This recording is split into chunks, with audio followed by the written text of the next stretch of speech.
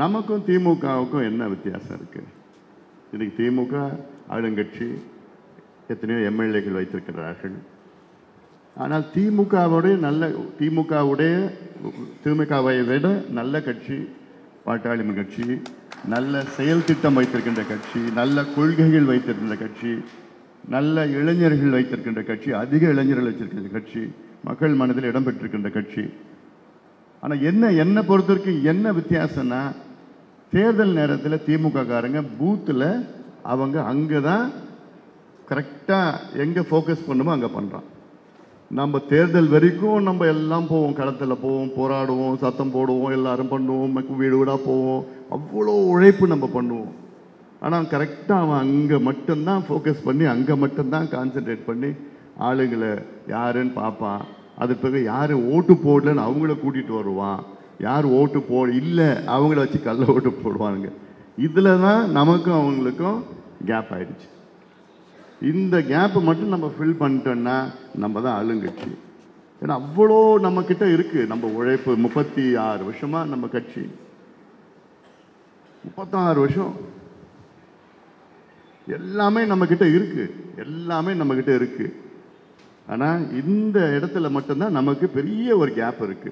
இந்த கேப்பை ஃபில் பண்ணாதான் நம்ம வருகின்ற தேர்தல் நம்ம வெற்றி பெறுவோம். அதன் பிறகு நம்ம ஆளுங்கட்சியாக வரணும்.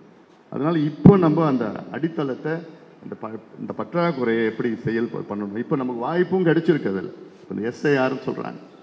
இந்த எஸ்ஐஆர் வந்தனா அதுவும் நம்ம ஒரு வாய்ப்பாக பயன்படுத்திக்கணும்.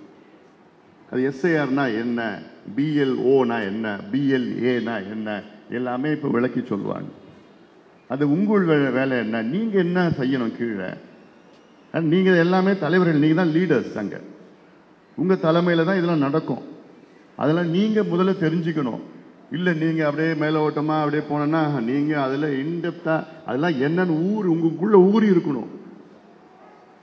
ஏன்னா அடுத்தது இங்க வந்திருக்கிறவங்க நிறைய பேர் அடுத்தது இன்னும் ஒரு 4-5 மாசத்துல நீங்க எல்லாம் எம்எல்ஏ ஆக போறீங்க.